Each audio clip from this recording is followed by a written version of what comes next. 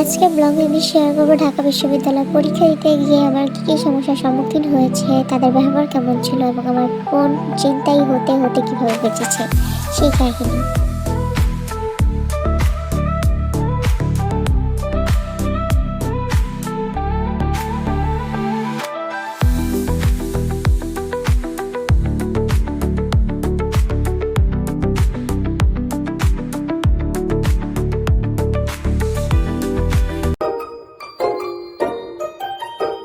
Hello, আসসালামু আলাইকুম। আমাদের আজকের ব্লগটা শুরু হচ্ছে আমার চট্টগ্রাম ইউনিভার্সিটির এক্সপিরিয়েন্স নিয়ে। বিওডিটের পরীক্ষার এক্সপিরিয়েন্স, ঢাকা ইউনিভার্সিটিতে আমার কেমন এক্সপিরিয়েন্স ছিল যখন আমি পরীক্ষা দিতে গিয়েছিলাম। তো ব্লগটা শুরু হয় সকাল থেকে, যখন আমি নিজের কিছু কোশ্চেন ব্যাংকের পড়াগুলো রিভিশন দিচ্ছিলাম। তোমরা দেখতেই পাচ্ছ এখানে আমি কিছু রিভিশন দিচ্ছি, অ্যান্ড এগুলো ছিল জাস্ট বেসিক নলেজের জন্য আমি কিছু রিভিশন দিচ্ছিলাম।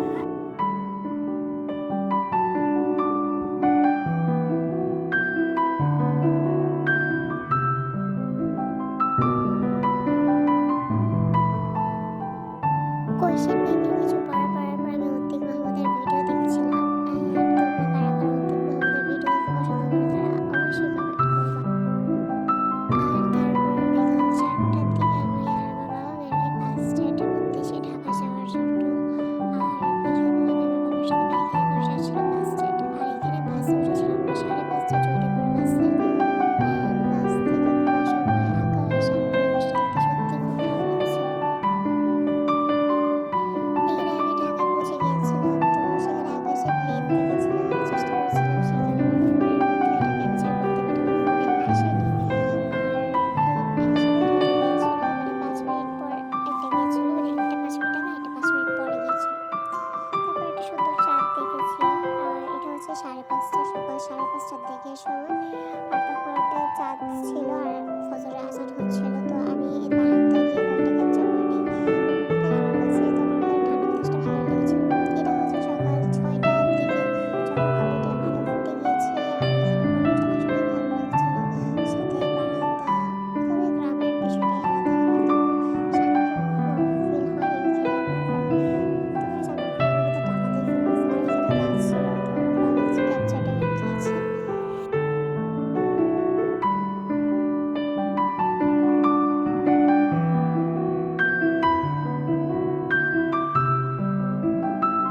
পরীক্ষা ছিল আমার 10:30টায়, যেটা শুরু হয়েছিল 11টায়। বাট আমাকে এর আগে রেডি হয়ে 7টার মধ্যে বের হয়ে যাওয়ার কথা ছিল। তাই আমি ঘুমের থেকে উঠে 6:30টার দিকে নিজের স্কিন কেয়ার করে নিই, অ্যান্ড তারপর আমি রেডি হয়ে নিই। এবার চলো একটা রিভিউ দিয়ে দেওয়া যাক।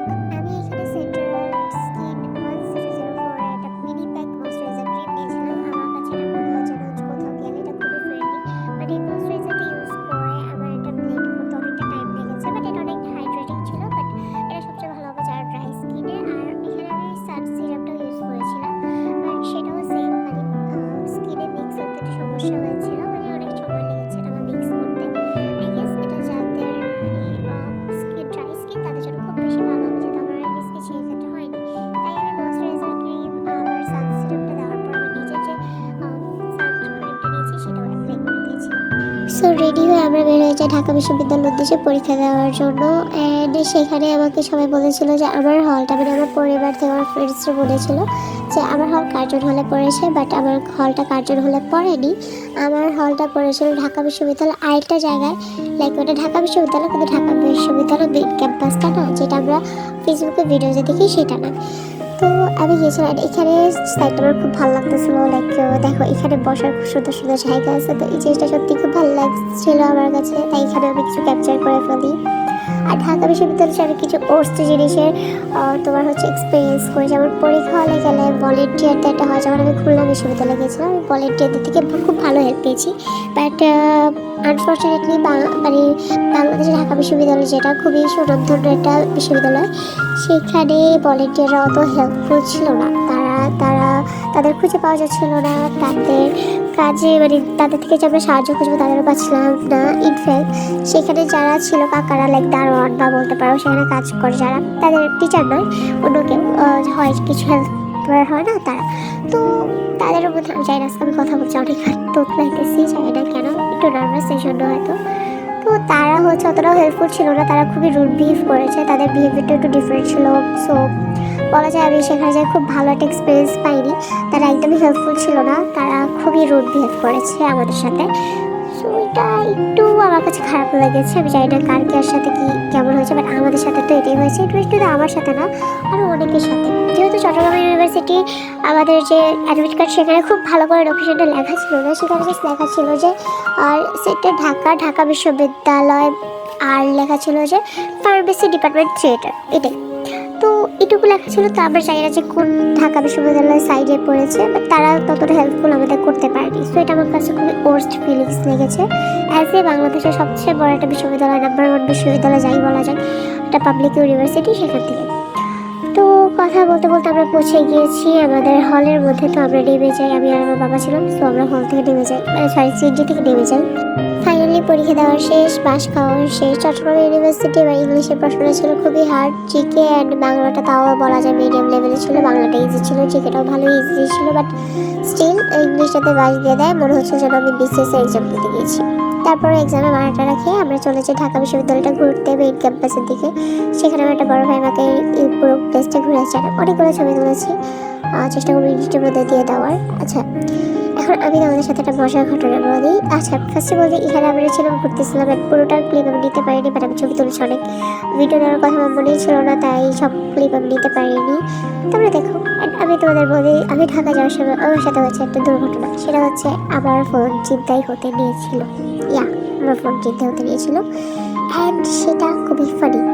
এটা আমি লাস্টে বলবো ভিডিও। তো এখানে আমার ঢাকা ইউনিভার্সিটি যখন আমরা বের হয়ে যাচ্ছিলাম, তখন আমরা এরকম গার্ডেনিং দিয়েছেন। ঢাকা বিশ্ববিদ্যালয়ের ফুল অনেক ভালো, অনেক সুন্দর সুন্দর ফুল রয়েছে, যেটা আমার সত্যি খুব ভালো লেগেছে। চেষ্টা করবো লাস্টের দিকে পিকচার সেট করে দেওয়ার। আর এখানে আমি আমার বোনের জন্য, যেহেতু ঢাকায় এসেছিলাম, ও নতুন স্কুলে ভর্তি হয়েছে, তাই ওর জন্য একটা সুন্দর ব্যাগ কিনে নিয়ে গিয়েছি। অ্যান্ড ব্যাগটা দেখে আমার ইচ্ছা করছিল একটা ব্যাগ নিতে, বাট এখন আমাদের সেই সুযোগ চলে গেছে। আর এখানে আমরা বাসায় যাচ্ছিলাম, আমাদের যেহেতু ব্যাগ ডান, আমাদের কাজও ডান, তাই আমরা সেদিনই বাসার জন্য রওনা দিই। এবার আসো তোমাদের গল্পতে বলি কী হয়েছিল আমার সাথে আর কীভাবে আমার ফোন ছিনতাই হয়েছিল। এটা ছিল সেদিন রাতের ঘটনা, যেদিন আমি আর আমার বাবা ঢাকায় যাওয়ার জন্য উদ্দেশ্যে বের হয়ে যাই। এই হচ্ছে বাসে করে, অ্যান্ড বাসের মধ্যে হঠাৎ করে বাসটা জ্যামে আটকে যায় ঢাকার দিকে গিয়ে। এখন মজার বিষয় হচ্ছে, যেহেতু জ্যামের মধ্যে আটকেছিল, তাই বাসটা অবশ্যই আটকেছিল। অ্যান্ড আমার সাইডে যে জানলা, অ্যান্ড জানলার যে লক, সেটা সামনের যে মানুষটা বসেছিল বা সামনের সিটে যায় তাদের কাছে চলে গিয়েছে, আর লকের পাশে যে ঠাইটা সেটা আমাদের কাছে চলে এসেছিলো। তাই আমার কাছে ওই লকটা ছিল না। আর আমার যেহেতু বাস জার্নি একদমই সহ্য না, আমার প্রচণ্ড পরিমাণে মাথা ঘোরায়, তাই আমি ভেবেছিলাম যে বাসের মধ্যে বসে বসে আমি আমার বইয়ে কিছু পড়া আমি পিডিএফ করে রেখেছিলাম, সেগুলো রিভিশন দিয়ে দিই।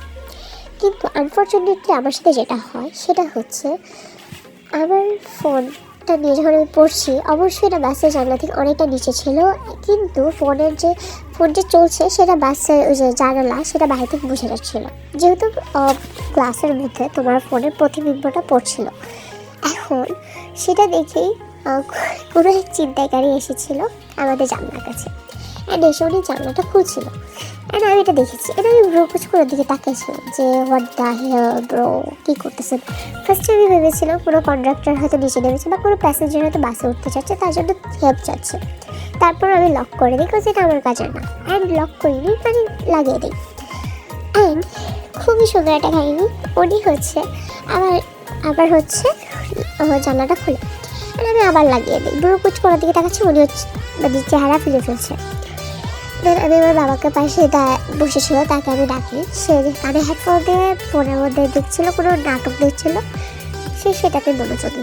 অ্যান্ড আমি তাকে ডাকবো। যখনই আমার বাবা আমার ডাক শুনে বললাম যে এখানে কেউ একজন জানলা খুলছে, আমার বাবা তাকাতেই সেই লোকটা তার হাতটা ভিতরে ঢুকে দেয় ফোনটা নেওয়ার জন্য। অ্যান্ড এনিহাও আমি আমার ফোনটা সাইড করে ফেলি, আমার বাবার দিকে ফিরিয়ে নিয়ে যাই, মানে ডান সাইড থেকে বাম সাইডে নিয়ে যাই। অ্যান্ড লোকটা আমার ফোন নিতে পারেনি, উল্টো ওনার হাতে খামচি আমার হাতে লেগে যায়।